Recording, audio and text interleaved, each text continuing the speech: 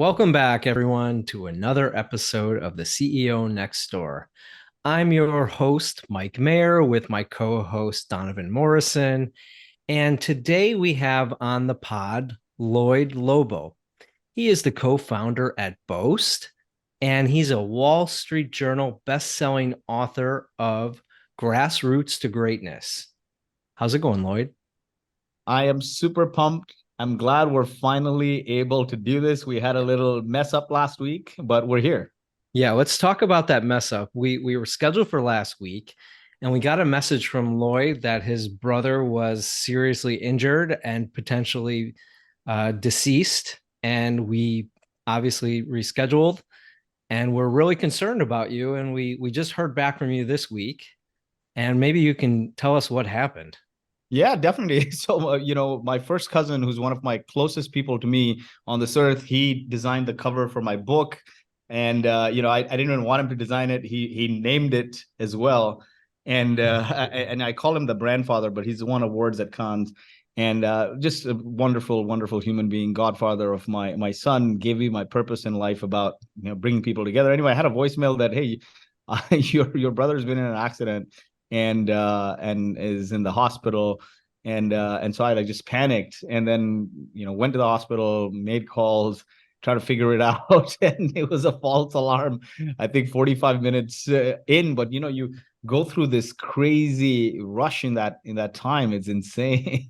Right? But I'd like to believe that everyone is well intentioned, and it was probably somebody with a similar first name, and they left me this voicemail because the voicemail sounded panicked, and so hopefully that voicemail did make it to somebody who it really mattered to. But that's what it is. Like, because like, who prank calls in I'm a freaking 43-year-old man. Come on, Yeah. who prank calls like that at this age? Nobody Did does. I'd you like I could. did you call this guy back or text him to see if he would respond? You know what?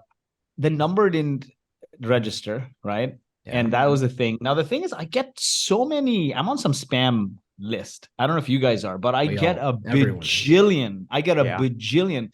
And the problem is this, because of, and this is a request to people out there, is like, stop spamming phone numbers, man.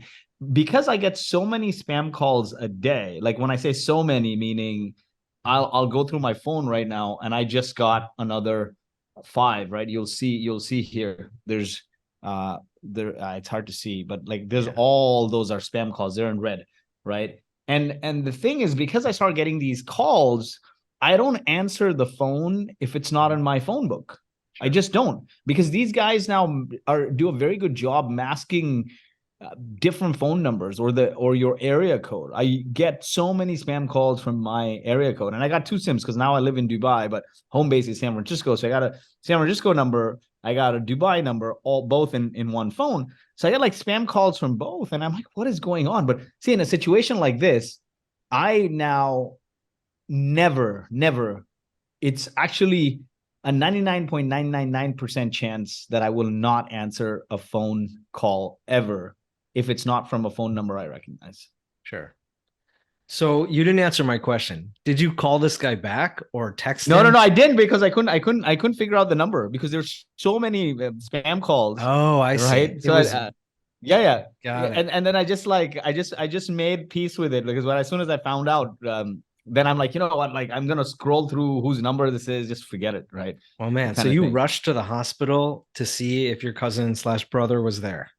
Yeah. I rushed to the That's hospital to insane. see if he's there. He wasn't there, and then I'm calling now frantically, couple of friends, whatever, and man, it But was funny. but the guy who left the It, voicemail was said that your brother was at a hospital near you. So he, it he could have named the been legit. hospital.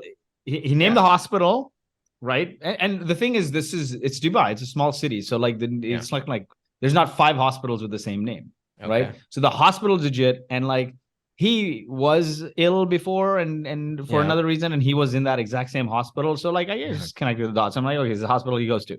So I did end up going there, and it was nobody there. God, And then crazy. I called around, and then and the thing is, he never answers. I think we're all like gotten so hit with this spam SMSs, spam calls, Yeah. and spam WhatsApp. WhatsApp is huge in Dubai, for example. That I'm like bombarding him with WhatsApp messages and calls, and he's not answering the phone. So I'm like, what the hell? Then he called me. He's like, I'm fine. Wow. So I'm like, I think the message was meant for somebody else, and they Yeah. landed there, and the person only mentioned his first name. So, and my cousin has a very common Indian first name. So Okay. we'll leave it at that. We'll leave it at Oh, that. Hopefully it made it to someone else. But uh, crazy. stuff happens. But as a 40-year-old male, I don't think we get pranked a lot. If I was like in my No. teens, I'd think it was a prank. I have pranked a lot of people Yeah. in school. A lot of people. Like when I was a 16-year-old, I would like call pizza delivered to my neighbors next door all the time. Nice. Well, this wouldn't be a fun, funny prank. This would be a No. pretty morbid prank if This is that's a what it morbid prank. was. I wouldn't in my So- peak in my peak prank calling days. I don't think I would ever do something like this. So Do you but I have don't any think it's enemies? no, No. dude, So no, man. no. Dude, So a pretty, this. pretty, pretty simple life. Community. I don't have a life of booze, babes, and blow. Life is pretty simple. I got 3 kids, Oh, wife, 2 dogs. Yeah, 9, 5, and 2. okay. That's it. All my time is with the community people, family, friends. That's it. Like, This has to be a mistake. yeah, it's a That's mistake. crazy. And sorry that you had to go through that much stress and Yeah, it's panic. fine. Oh, It was accelerated. Maybe 1 hour of dealing with this, but luckily nothing happened. probably trimmed it like more than an hour off of your life Yeah, based on the that's panic and stress. I've dealt with a lot. And what's funny is I've come to realize, right? So I was a refugee of the Gulf War, and through life in general, just being an entrepreneur, you deal with a lot of stuff, right? It's like, are we gonna make payroll, or is there gonna be food on the table? Or I just hired this person and it was my unicorn and he got a higher paying job and he quit and it's like our star developer or a star salesperson. Like ups and downs happen all the time. I even when we sold 52% of the company and came into money weeks after that, like not weeks, within like within 2 weeks after that or so, I got hospitalized with bilateral COVID pneumonia and almost died. I was on oxygen. Oh, no. wow. My God. So so life is just interesting, right? A lot of things happen and everyone's like, oh, you went through all of this and that and the other thing.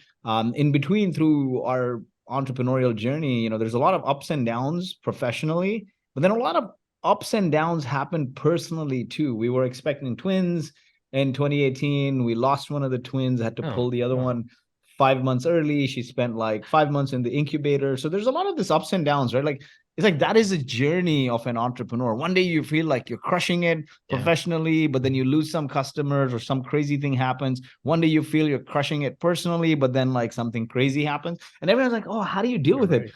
And I tell them this one very funny yet interesting incident.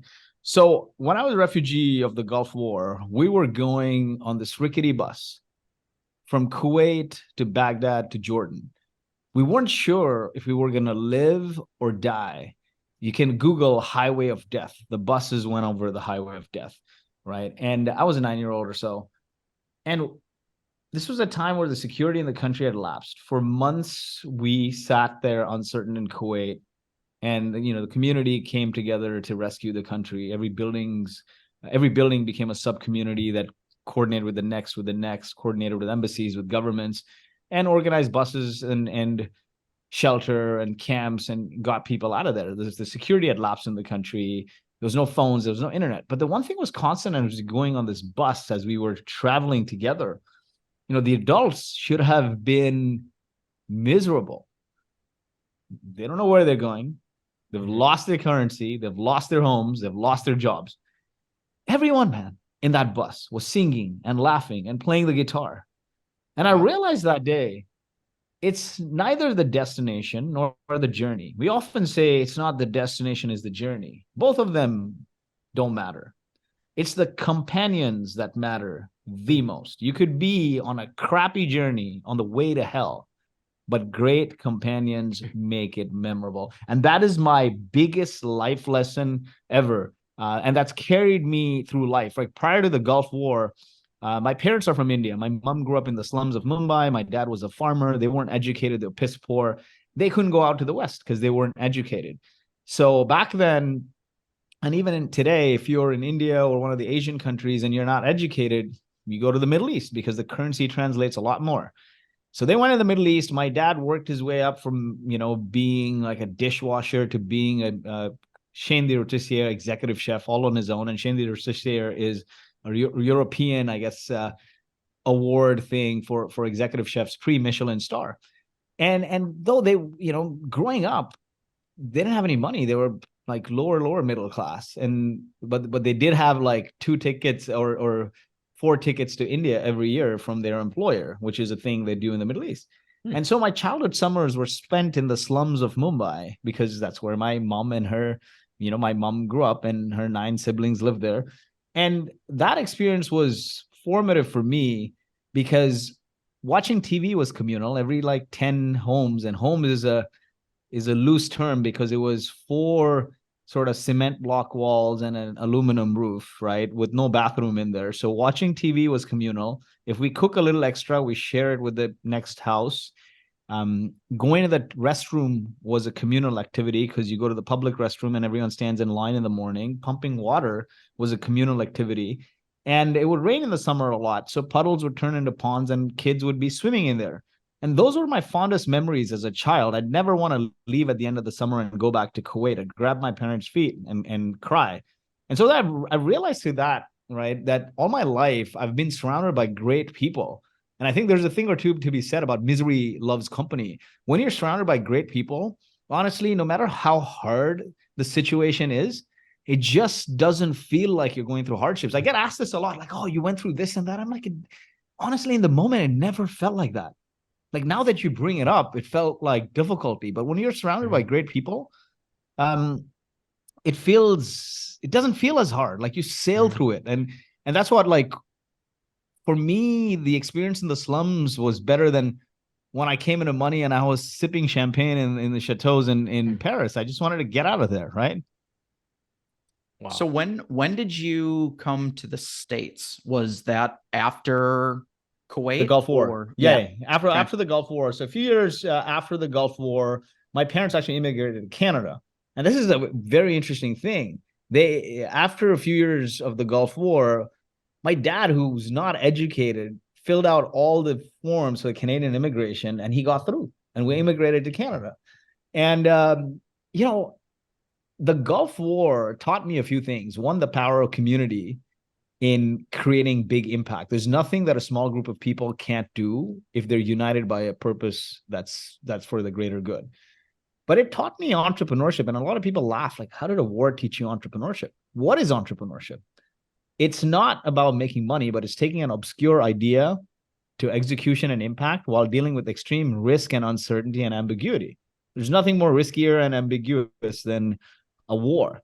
So when we landed in Canada, I just finished high school and I was a rebel, man, after that Gulf War experience. I didn't finish high school. So I missed all my exams. I didn't graduate with a high school diploma. And we ended up in Canada. And despite not having a high school diploma, I graduated with an engineering degree, which is a very funny story. From college? Yeah. Oh, wow. How'd that work out? So this is a funny thing. So I start the story by saying luck and risk are 2 sides of the same coin. The ones that get lucky are the ones that never stop flipping, right? And you just keep flipping risk and risk and risk. So any kid who didn't finish high school would never apply to university. That's the reality.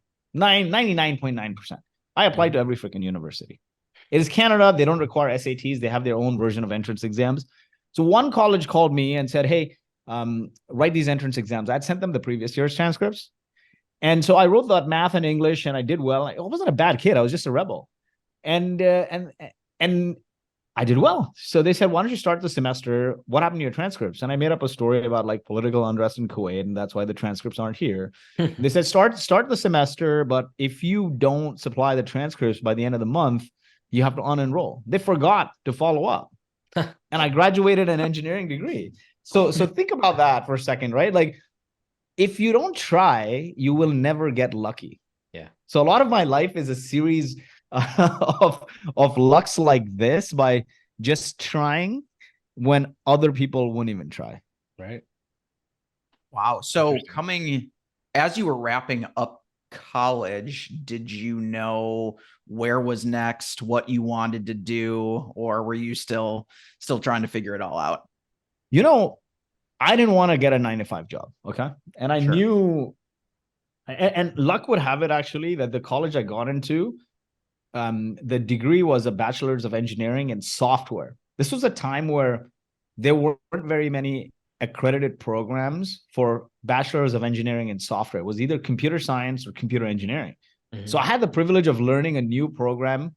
And that's why I guess they didn't bother. Is like they wanted students in BEng of software. But I learned a lot of the things we talk about in product management and the things we talk about now in modern software development. I learned those first principles in that program. So I was lucky from that perspective, because you go computer engineering, you learn a lot of hardware. You go computer science, it's a lot more coding. I learned a lot of product management and skills that I'm thankful for. So pure luck, right? I applied to computer engineering, electrical. I got into software. It was a new program, and it lucked out. But when I graduated, I didn't want to do this 9-to-5 job. I was always by this, hey, let's take a risk. Let's do something.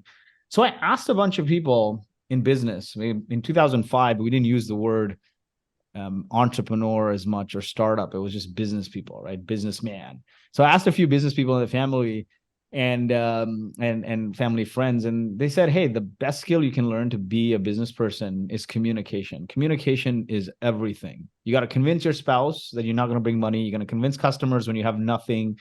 You're going to convince early employees to work for you for low pay. And then eventually, as you scale, you got to just drive the mission, vision in their head. Investors, it's all communication.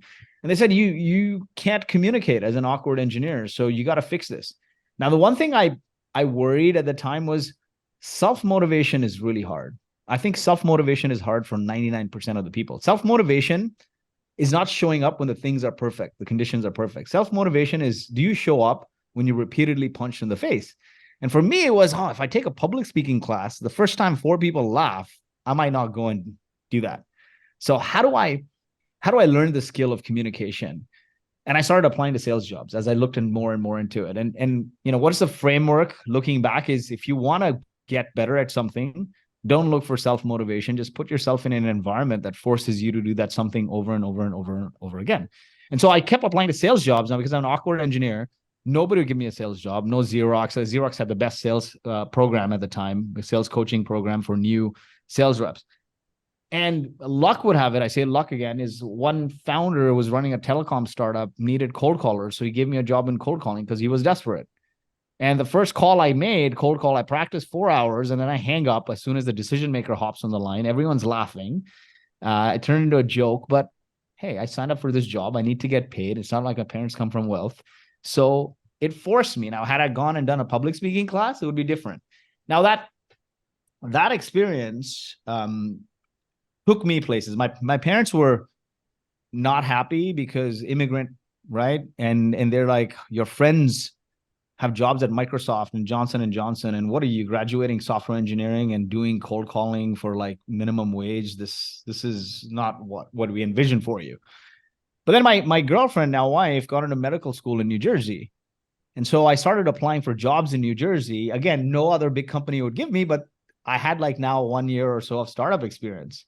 So I got a job at another small company, tech company, that needed a salesperson, and it was an upgrade. So I got the TN visa, and I moved, I think, in 2006 or so to New Jersey.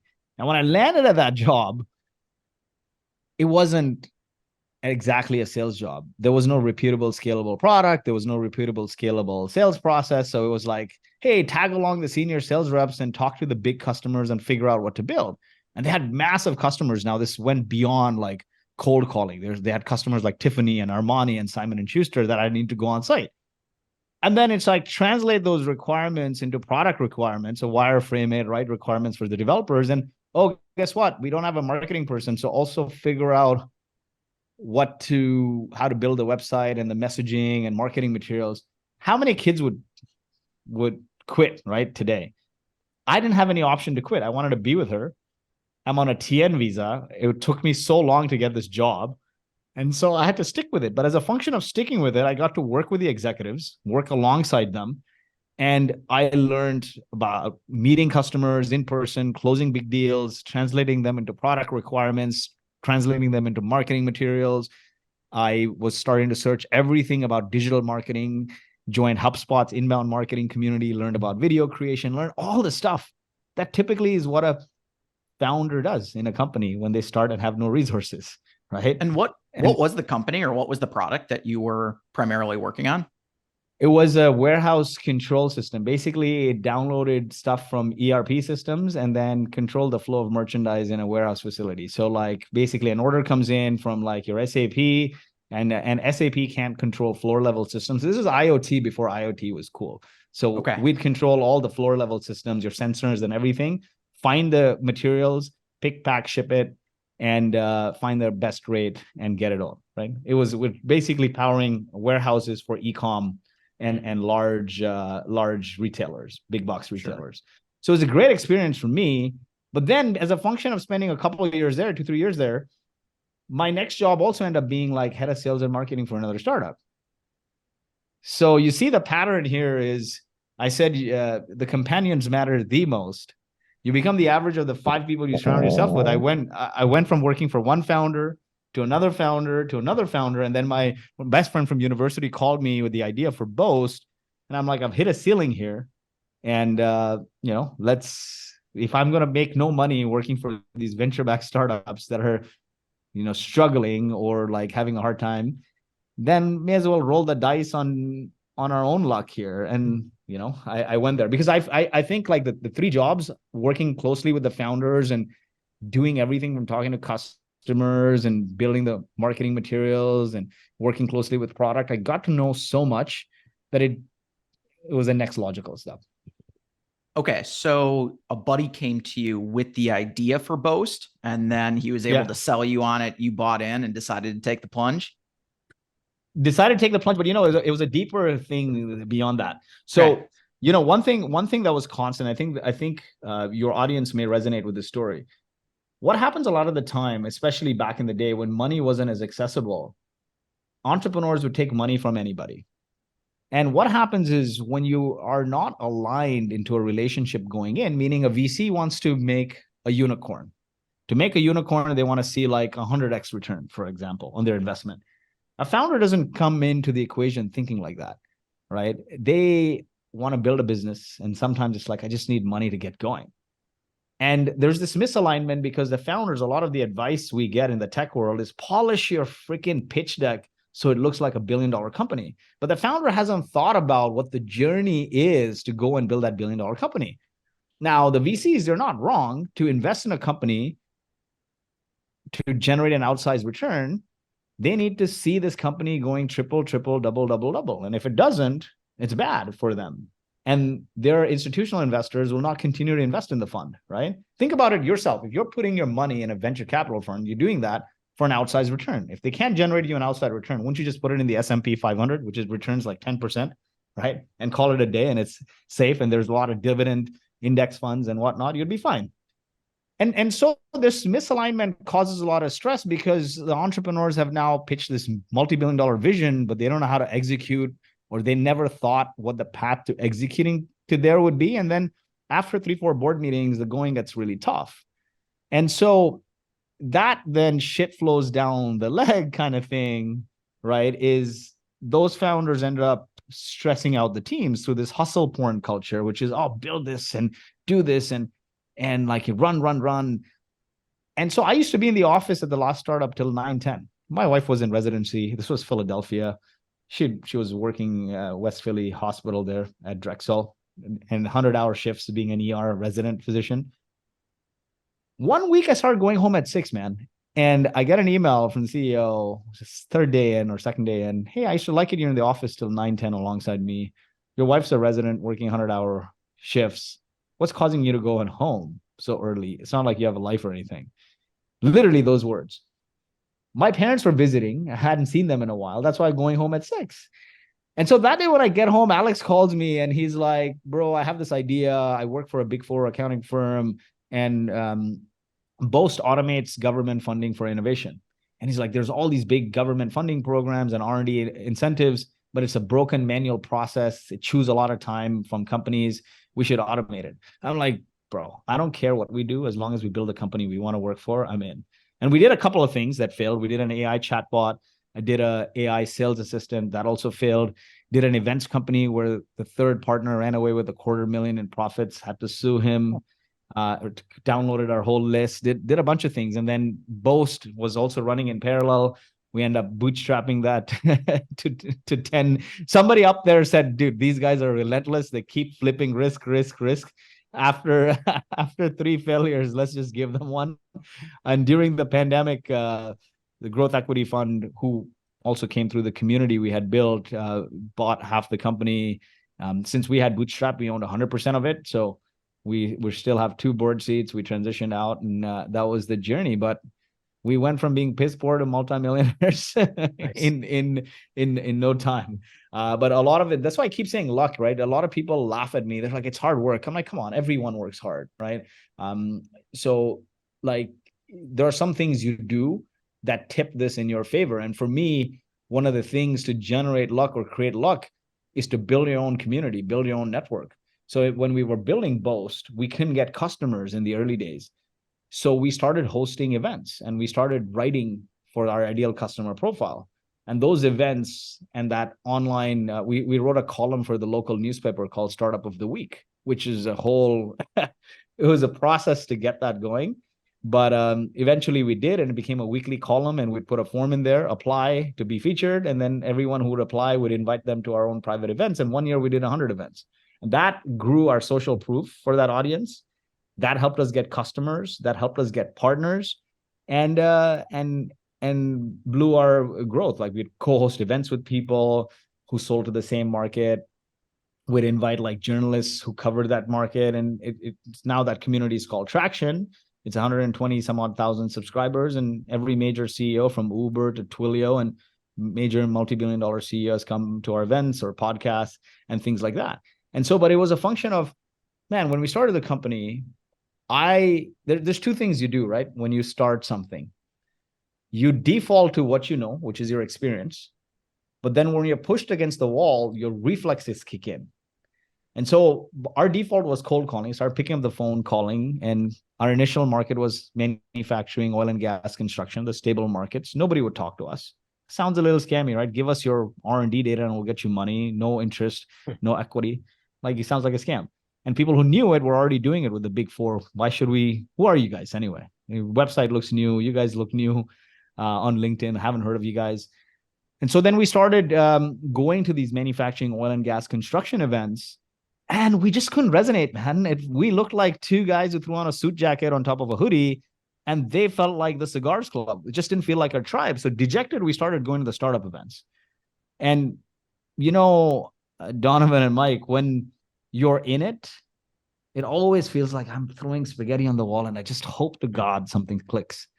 Right. When you look back and you've made millions, you're like, there's a framework there. So my framework now to people is, before you start a company, anything, how do you figure out who you target? Because who you target drives everything. 1, do I have a passion for this audience? If you hate your customers, you're not going to be able to sustain. Building a company is a long freaking slog. And we not only built a company for this customer base, we built 2 other companies' products that failed. This one succeeded. We built a big community. And then I wrote a book for the same audience. If you hate your audience, you can't sustainably create. The second thing is it a growing market? It doesn't have to be big now. It can be small, but as long as that market is growing. The startup market was a small niche in 2012. It exploded. Do they have the propensity to pay? Because if they don't pay you, they don't make money. And then the last one is their ease of access. You can have the best market with all the passion for it, but if there's no ease of access, you're dead. And so that was it. We started going to the startup events, and it felt like our tribe. We could connect with them. We had good conversations because we were new, they were new. we were all in the business. They were all in on the business. So that there was a great sense of camaraderie. We started eating together, hanging out together, partying together, participating in hackathons together, hosting events together. And now the framework looking back is understand your ideal customer profile, figure out where they eat, breathe, drink, sleep, figure out their problems and goals. And our problems and goals are short-lived. Figure out their long-term aspirations, because aspirations will give you your forever, your vision. Figure out what stands in their way. Understand their circle of influence, like who do they follow? Because the people they follow and admire, you can invite as guests on your podcast or speakers at your event. Who do they fund? Meaning what other tools they pay for? Those are people who can sponsor you, or you can partner with for events and content. And who do they frequent? Like, are they on LinkedIn? Are they on TikTok? That gives you a platform to where you should be prevalent. If your customers are on LinkedIn and you're going all in on TikTok, that's stupid probably. Or what blogs, magazines they read. If they read TechCrunch, then you got to figure out a way to partner with TechCrunch. So now looking back, those were the learnings that we implemented. And we landed on two things. And I tell people to do this when you're starting a business, is figure out an online channel that you can sustainably create on to build that audience. And then immediately start bringing that audience together to interact with one another. It doesn't have to be a big production conference like now we do, like multi-thousand person conference. It can be 10, 20, 30% organic meetups that you do every few weeks. But bringing people together creates stronger bonds, right? Anytime you incorporate more than two senses, you genuinely, naturally flow towards creating bonds. And so what we noticed from understanding the startup community back then was it's a small niche and nobody cares about this. No media in that region where we started the company, was covering it. The local newspaper wasn't. And the second thing was all the events were all high-level CEO platitudes. In 2012, LinkedIn wasn't huge for business content. Podcasting wasn't huge. Everything was blogs. Like there were the big tech influencers or business influencers who would blog a lot. And there were events. Now, a lot of the events were organized by event organizers who weren't founders or entrepreneurs themselves. And so a lot of the stuff they would talk about were these high-level CEO platitudes. If I've quit my job to start a company, I don't need an inspirational platitude. I need tactics. And so there's only so many times I'll listen to Elon Musk, but it's not relatable to me. So those were two things we found. And so initially we just started reaching out to the local press and say, hey, give us a column. We'll talk about startups. And the local newspaper was like, not a priority. So I think this is where being persistent is key. Reached out to a regional blog. We couldn't write about our startup experience because we hadn't succeeded. We had only seen failures or worked for failures.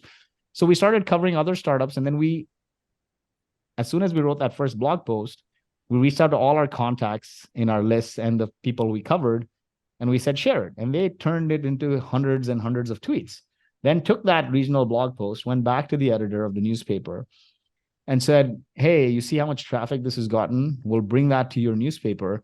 Otherwise, you're losing a young demographic as a newspaper. And they're like, fine, we'll give you a column. Now, Learning here was never asked for permission, begged for forgiveness. We called the column Startup of the Week. He said, we'll give you a blog post first, not a column, a blog post, an online blog post. We called that blog post Startup of the Week, covered a startup that had raised $3 million. They got so excited, like it felt like an award from the newspaper. They blew it up. It got thousands of retweets. The editor calls me. I'm freaking out now. I'm like, the editor is going to be pissed why I called it Startup of the Week, but he was happy. He said, if you commit to writing it every week, I'll turn it into a print column. So now two guys who are not known and we're selling a service that requires a lot of credibility because I'm taking R&D data, got instant credibility. Columnist in the newspaper, weekly column, and get a backlink every week from the newspaper to my news site. So the SEO jumped up. Every week, the entrepreneurs are waking up at 6, 7 a.m. because even in 2023, man, there's a lot of blogs. But if you're in print, people take it to be legit. They'll go and buy it. And they started sharing it.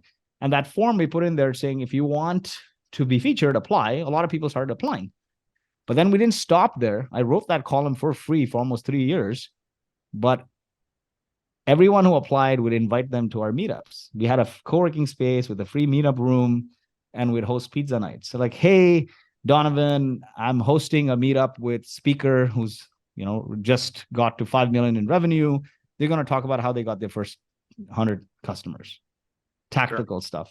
Free pizza, $9.99 probably two pizzas feed 10 people back then or so, three pizzas. That was our cost. But we never stopped, right?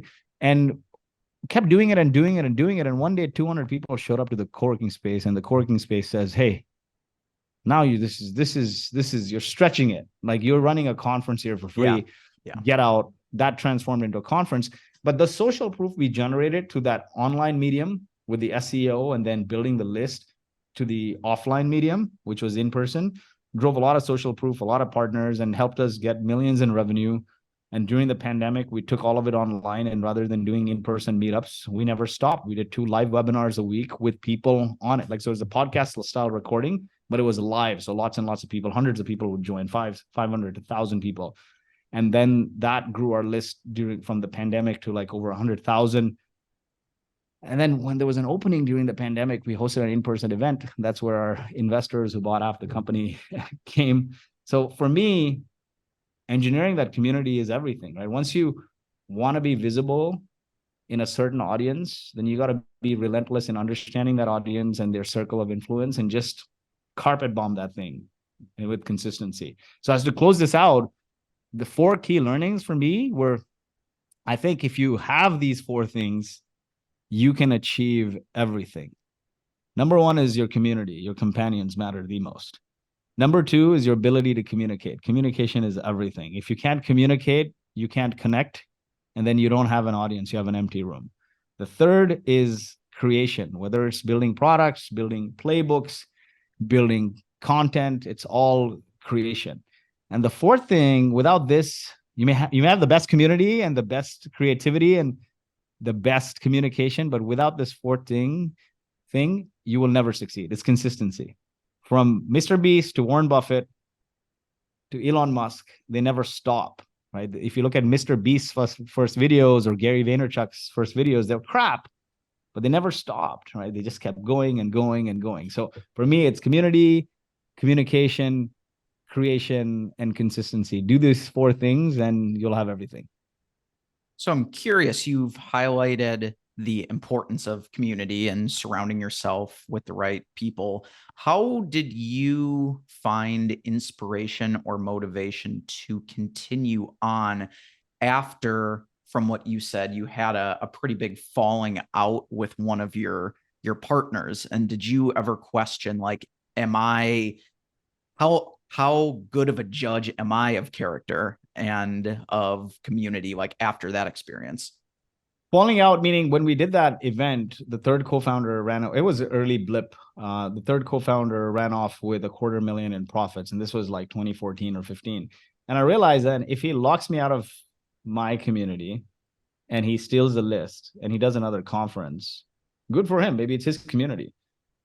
But if I added any value to the community, I'll just change the name and see if people show up. And that's what we did. It was called something else and we called it Traction. And people showed up in droves. And that person now, I don't know where he is, right? And that's the reality of it, is you can't buy connection. You can buy connections, right? Like you buy bots, but you can't buy this bond, right? That you share with people. And that comes from adding value. That comes from being visible and credible. And then the money follows. A lot of people just want to monetize on day one, but this is the path of everyone: visibility, credibility, and then profitability. And you get credible by adding value to people, right? You're seen adding value. And so then we never stopped. We just changed the name so the funny thing is, they locked us out of our accounts, ran off with the money. We filed an injunction because now they organized another conference. After paying lawyer fees and everything, man, this is a time where we're making no money. Boast wasn't making money. We did this event company thing to make money, and now we're losing money because we're paying lawyer fees. And then after paying lawyer fees and everything, we walk away with maybe $50,000 that he paid over in installments. The one thing we never stopped. The following year, we did 2 big conferences, one in SF and one in Vancouver, Canada. And we had the SF conference underwritten by a friend's company who was like, needed some brand. So we're like, we'll name you as a sponsor. It was all barter. And he's like, yeah, I'll pay for the venue and everything. So you can say Traction Conference brought to you by AppDirect. We brought in all the speakers and everything, and we kept going. And the Vancouver one we did, and it was all like sponsors and ticket sales. You shouldn't stop. right? I think a lot of us, what we do is we see adversity and we stop. And this backing out in times of adversity is not a talent. It's not something you're born with. It's something you're nurtured through life. And I actually worry about our kids because now our kids are like going to private school and sheltered. But we come from a generation where there was no option B. You had to make it work. Mm-hmm. So it's like you're there in the slums of Mumbai. My parents had to get out of there. They had to make it work. They didn't have education, so they had to self-learn.